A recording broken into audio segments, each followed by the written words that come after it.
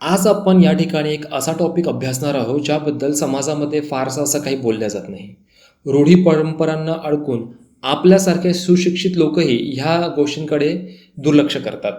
अशाच एका टॉपिकबद्दल द हिंदू न्यूजपेपरमध्ये आलं आहे की महिलांचा विवाहाचं वय किती असावं यासंबंधी सरकार आता गांभीर्याने विचार करते.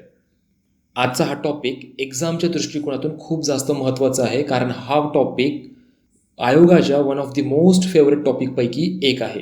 त्यामुळे येणाऱ्या ज्या काही एक्झाम्स आहेत, मग ती 2020ची राज्यसेवा प्रिलिम असेल, संयुक्त गट ब प्रिलिम असेल, किंवा येणाऱ्या एक्झाम्स जसे की 2021मध्ये येणाऱ्या एक्झाम्स, मग प्रिलिम्स, मेन्स, सगळ्यांमध्ये तुम्हाला ह्यासंबंधी एखादा प्रश्न मिळणारच आहे. आणि म्हणूनच खूप चांगल्या प्रकारे आपण या टॉपिकला आज टॅकल करणार आहोत आणि यांना समजण्याचा प्रयत्न करणार आहोत. विजन गव्हर्नमेंट जॉबमध्ये मी जावेद तुम्हा सर्वांचा या ठिकाणी अगदी मनपूर्वक स्वागत करतो. तुमच्यासाठी काही महत्त्वाची सूचना सुद्धा आहे, ज्याबद्दल आपण लेक्चरच्या शेवटी बोलूया. मित्रांनो, बालविवाह आजही भारतासाठी एक खूप चिंतेचा विषय आहे.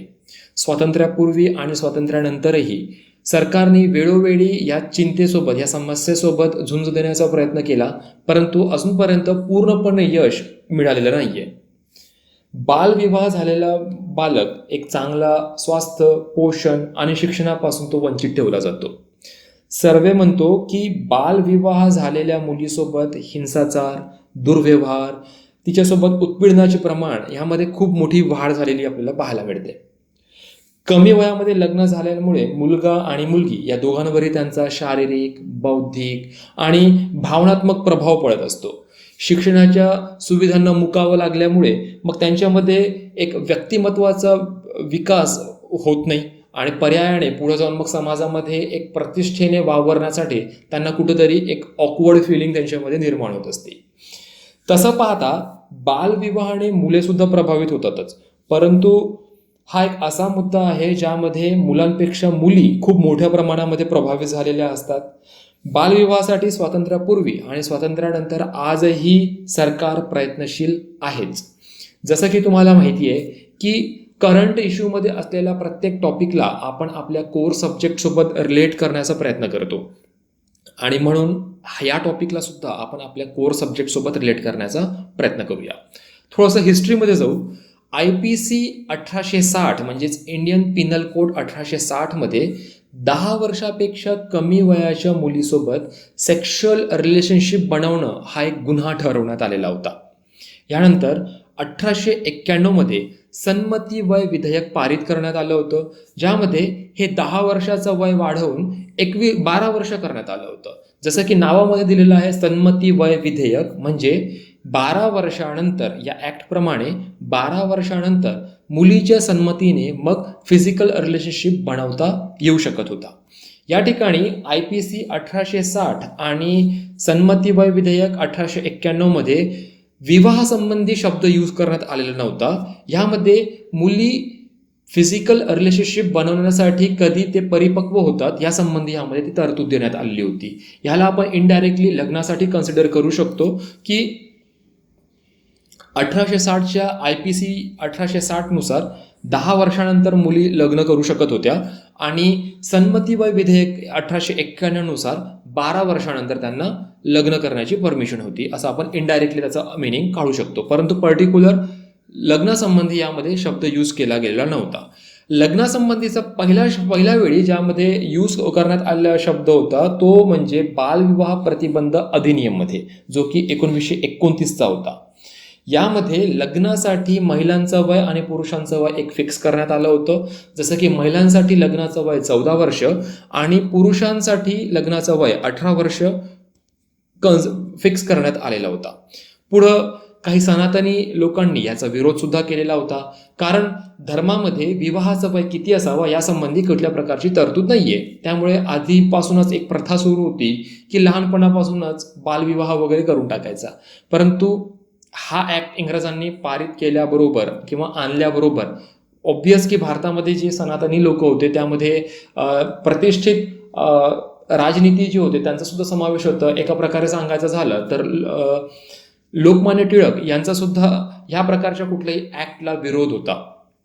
परंतु त्या काळी हरबिलास सारदा ह्या व्यक्तीमार्फत ह्या सगळ्यांची समजूत घालण्यात आली होती आणि त्यांचा अथक प्रयत्नामुळे पुढे जाऊन 1 एप्रिल 1930 मध्ये बालविवाह प्रतिबंध अधिनियम जो आहे तो पारित करण्यात आला, म्हणजे भारतामध्ये तो लागू करण्यात आला. ऍक्च्युली पारित तर 1930 मध्ये झालेला होता, परंतु लागू 1 एप्रिल 1930 मध्ये करण्यात आलेला होता. ठीक आहे. आता या ठिकाणी शारदांनी जे काही परिश्रम घेतलेलं होतं, सगळ्यांचं मन जे वळवलं होतं, ह्याला पाहूनच पुढे जाऊन ह्या ऍक्टला शारदा ऍक्ट किंवा शारदा ऍक्ट म्हणून सुद्धा आपण याला ओळखत असतो. ठीक आहे. हा तोच शारदा ऍक्ट आहे ज्यावर आयोग वेळोवेळी आपल्याला प्रश्न विचारत असतो. Okay, fine. आता या ऍक्टमध्ये तर बदल होणारच होतं, कारण तो खूप जुना ऍक्ट होता, 1929चा ऍक्ट. पुढे जाऊन काय झालं की आपण थोडंसं खूप पुढे येऊ. ऍक्च्युली मधामध्ये छोटे मोठे बदल यामध्ये करण्यात आलेले होते, परंतु ढोबळमानाने आपण डायरेक्टली 1976च्या राष्ट्रीय लोकसंख्या धोरणावर येऊ. 1976चा राष्ट्रीय लोकसंख्या धोरण ज्यावेळी पारित करण्यात आलं होतं, त्यामध्ये एक तरतूद होती की महिलांचं विवाहाचं वय 18 वर्ष आणि पुरुषांचं विवाहाचं वय 21 वर्ष करण्यात यावं. यासाठी मग पुढे जाऊन 1978 मध्ये या शारदा ऍक्टमध्ये सुधारणा करण्यात आली आणि या प्रकारचं मग त्याच्यामध्ये चेंजेस करण्यात आलं की महिलांचं विवाहाचं वय 18 वर्ष आणि पुरुषांचं विवाहाचं वय 21 वर्ष करण्यात आलं. ठीक आहे. आता हा एक असा पॉईंट आहे ज्याला आपण आजपर्यंत फॉलो करतो. आजही महिलांसाठी विवाहाचा वय 18 वर्ष आहे कमीत कमी आणि पुरुषांसाठी कमीत कमी विवाहाचा वय 21 वर्षच आहे. यानंतर दुसरं राष्ट्रीय लोकसंख्या धोरण, दुसरं म्हणजे सन 2000चा राष्ट्रीय लोकसंख्या धोरण येतं. ह्या लोकसंख्या धोरणामध्ये पुन्हा मग यामध्ये काहीतरी चेंजेस करण्यासंबंधी तरतुदी होत्या.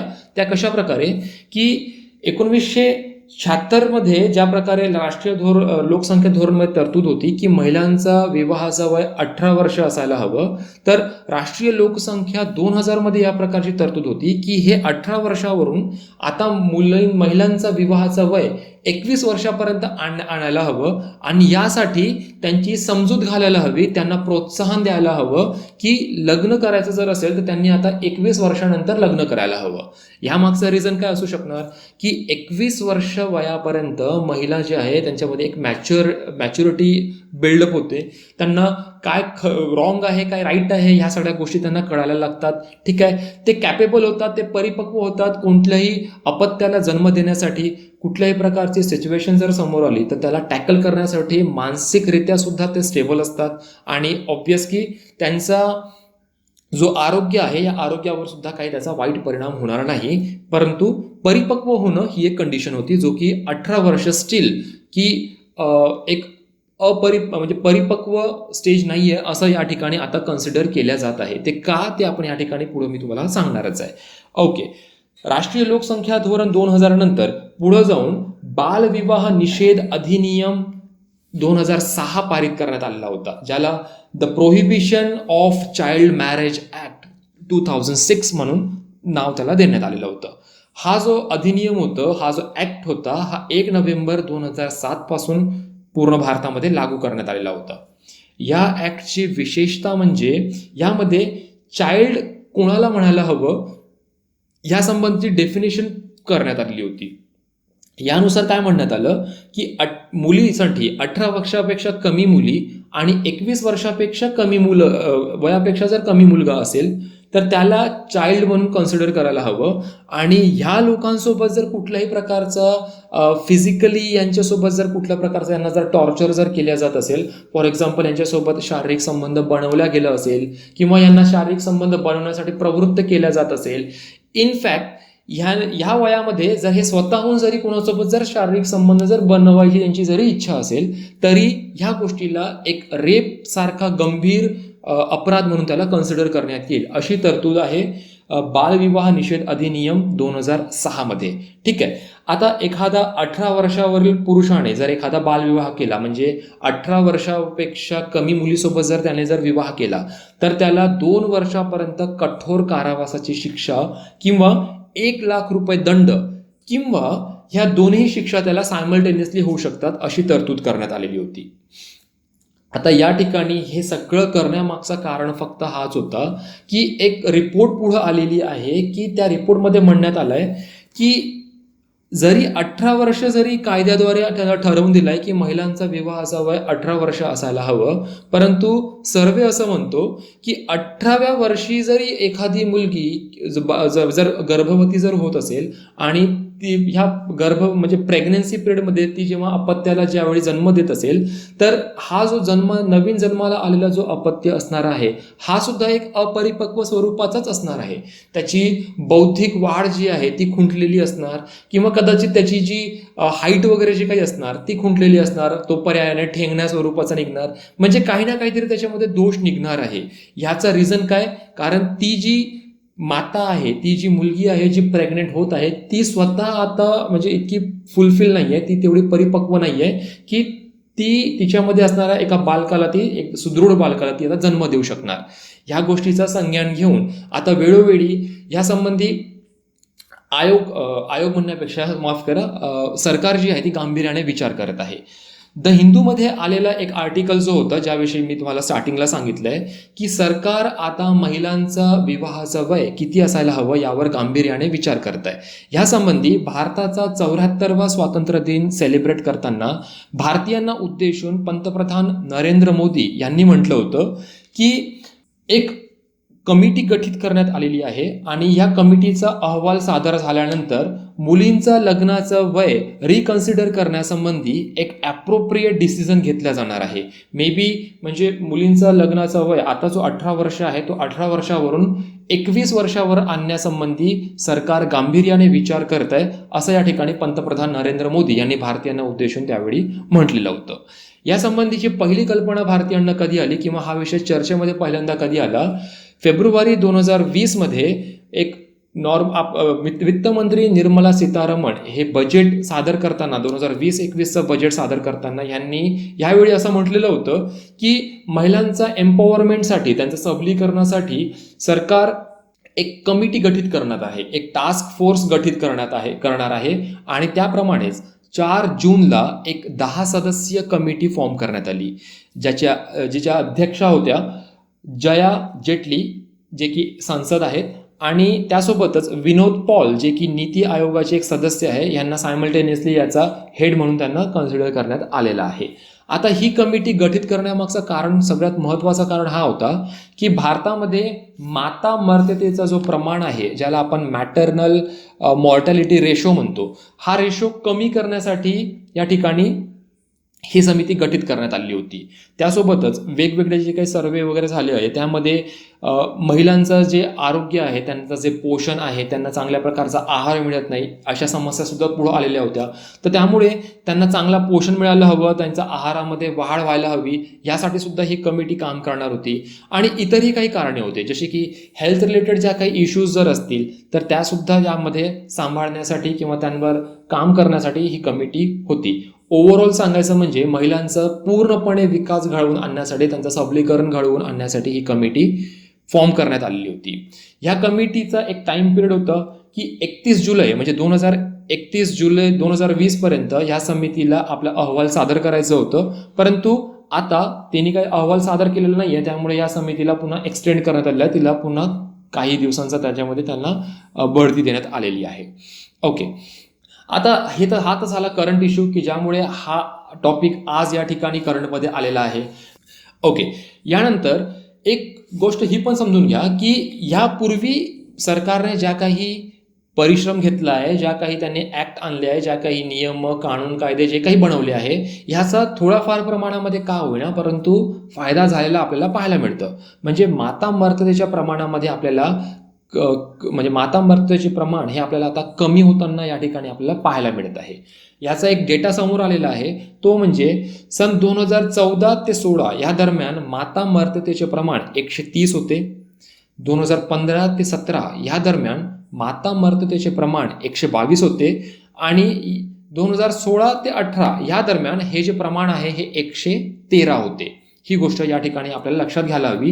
ह्या डेटावरून आपल्याला समजतं की हळूहळू का होईना परंतु माता मर्त्यतेचे प्रमाण जे आहे ते आता कमी होत आहे. राष्ट्रीय लोकसंख्या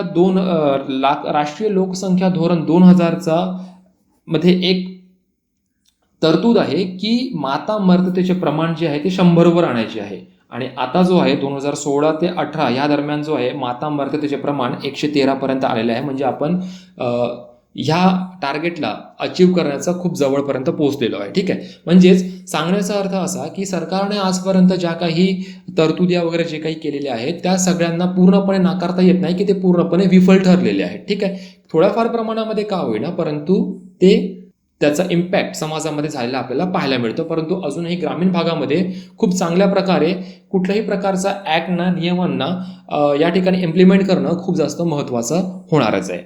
दुसरी महत्त्वाची गोष्ट, जर आपण या ठिकाणी प्रेझेंट कंडिशनमध्ये भारत कुठं आहे पूर्ण जगामध्ये हे जर पाहायचं झालं तर 18 वर्षाआधी मुलींचं लग्न केला जातो ह्यामध्ये नायजर जो आहे हा सर्व पहिला क्रमांक लागतो नायजरचा. आणि भारत जो आहे भारताचा यामध्ये 10वा क्रमांक लागतो. म्हणजे टॉप 10 कंट्रीजमध्ये भारताचा नंबर आहे की 18 वर्षापेक्षा कमी वयामध्ये मुलींचं लग्न केला जातो. ही भारतासाठी काही स्वाभिमानाची गोष्ट नाही आहे, प्लीज या ठिकाणी तुम्ही लक्षात घ्या. ठीक आहे, ओके, 10वा क्रमांक. त्यानंतरच पुन्हा जगामध्ये जर पाहायचं झालं तर 18 वर्षापूर्वीच महिला गर्भवती होतात. ह्याचा जो ज्यावेळी डेटा काढला गेला यामध्ये भारत जगामध्ये 13व्या क्रमांकाचा देश आहे असं लक्षात आलं आहे. यावरून तुम्हाला परिस्थितीचा गांभीर्य लक्षात येणार की संपूर्ण जगामध्ये 18 वर्षाच्या आधी लग्न होणं यामध्ये भारत 10व्या क्रमांकावर आहे आणि 18 वर्षाच्या पहिलेच एखादी महिला जी आहे ती गर्भवती होणं यामध्ये भारत 13वा क्रमांक आहे. ठीक आहे, हे भारताला खरोखरच एक लाजिरवाणीसारखी एक गोष्ट आहे. ज्यावेळी आपण टेक्नॉलॉजीची गोष्ट करतो, ज्यावेळी आपण जितके काही प्रगत राष्ट्र आहे या प्रगत राष्ट्रांसोबत आपण ज्यावेळी त्यांच्या नजरेमध्ये नजर टाकून ज्यावेळी आपण बोलण्याचा प्रयत्न करतो आणि अशा वेळी ह्यासारखा डेटा जर समोर आला तर नक्कीच आपली मान खाली जाणार आहेच. ओव्हरऑल जर आपण पर्टिक्युलर भारताबद्दल जर विचार केला आणि भारतातील राज्यांबद्दल जर विचार केला, या राज्यांमध्ये महाराष्ट्राचा जो टॉप 5 मध्ये महाराष्ट्राचा नंबर लागतो की भारतामध्ये जितके राज्य आहेत तितक्या राज्यांमध्ये उत्तर प्रदेशाचा पहिला क्रमांक, त्यानंतर बिहार, त्यानंतर पश्चिम बंगाल, 4थ्या क्रमांकावर महाराष्ट्र आणि त्यानंतर मध्य प्रदेश असा हा क्रम लागतो की या ठिकाणी बालविवाहाचे जे प्रमाण आहे ते सर्वात जास्त आहे. म्हणजे टॉप 5 मध्ये महाराष्ट्र आहे, ही पण गोष्ट लक्षात घ्या पर्टिक्युलर महाराष्ट्राच्या अनुषंगाने. ठीक आहे, कोणकोणते? UP, बिहार, पश्चिम बंगाल, महाराष्ट्र आणि मध्य प्रदेश असं आहे. पर्टिक्युलर जर मी तुम्हाला महाराष्ट्राबद्दल सांगणार की महाराष्ट्रामध्ये कोणकोणते जिल्हे अग्रेसर आहेत तर ह्यामध्ये पुणे, सातारा, सांगली, कोल्हापूर, लातूर, परभणी, अहमदनगर, सिंधुदुर्ग हे असे जिल्हे आहे. या जिल्ह्यांमध्ये बालविवाहाचे प्रमाण आपल्याला अधिक असताना पाहायला मिळतात. तर मित्रांनो, ही जी माहिती होती ओव्हरऑल आपण या ठिकाणी घेण्याचा प्रयत्न केला. मी अशी आशा करतो की हे सगळे काही जे पॉईंट मी तुम्हाला या ठिकाणी सांगितलं हे तुम्हाला व्यवस्थित समजले असणार आणि एक्झाममध्ये जर या रिलेटेड जर कुठल्याही प्रकारचा जर प्रश्न आला तर नक्कीच तुम्ही याला टॅकलसुद्धा करू शकणार. जाता जाता तुमच्यासाठी एक प्रश्न या ठिकाणी ज्याचं उत्तर तुम्हाला कमेंट बॉक्समध्ये कळवायचं आहे. प्रश्न आहे, सन 2045 पर्यंत लोकसंख्या स्थिरीकरण करण्यास्तव आपल्या राष्ट्रीय लोकसंख्या धोरणाची सामाजिक व लोकसंख्यात्मक उद्दिष्ट काय आहे? हा प्रश्न आयोगाने 2013 मध्ये विचारलेला होता. या ठिकाणी लक्षात घ्या की सन 2045 पर्यंत लोकसंख्या स्थिरीकरण यामध्ये बदल करण्यात आलेला आहे. आता लोकसंख्या स्थिरीकरण 2070 पर्यंत करायचं आहे असं तो टार्गेट आहे. परंतु 2013 मध्ये हा प्रश्न विचारला त्यामुळे ॲज इट इज मी या ठिकाणी तो प्रश्न टाकलेला आहे. ठीक आहे, यामध्ये विधान बघा. मुलांचा मृत्यू दर 30 प्रति 1000 जन्मामागे कमी आणणे. ब विधान आहे, मुलींना विलंबाने लग्न करण्यास प्रवृत्त करणे. क विधान आहे, एकूण प्रसूतींच्या 80% बाळंतपणे संस्थात्मक असावीत. ड विधान आहे, 100% बाळंतपणे प्रशिक्षित व्यक्तीकडूनच व्हावीत. ई विधान आहे, जन्मदर कमी करण्यास्तव कायद्याने लग्नाचे वय वाढविणे. या प्रश्नाचं उत्तर तुम्हाला खाली कमेंट बॉक्समध्ये द्यायचं आहे. जाता जाता तुमच्यासाठी काही महत्त्वाची सूचना. राज्यसेवा 2021च्या बॅचसाठी प्री बुकिंग सुरू करण्यात आलेली आहे आणि यासंबंधीचे लिंकसुद्धा 24 ऑगस्टला सुरू होतील. आणि ही एक प्री बुकिंग आहे, लक्षात ठेवा. आणि यामध्ये लेक्चर्स जे आहे ते 1 सप्टेंबरपासून तुम्हाला मिळण्यासाठी सुरुवात होतील. तर ही अपडेट तुमच्यापर्यंत असू द्या आणि तुमचे जर इतर जे काही सहकारी वगैरे जर असेल तर त्यांपर्यंत सुद्धा ही माहिती तुम्ही पोहोचवू शकता. तर मित्रांनो, आज आपण इथंच थांबूया. आशा करतो आजचं लेक्चर तुम्हाला नीट समजलंच असणार. तर लवकरच भेटूया पुढच्या लेक्चरमध्ये. तोपर्यंत जय हिंद, जय भारत, धन्यवाद.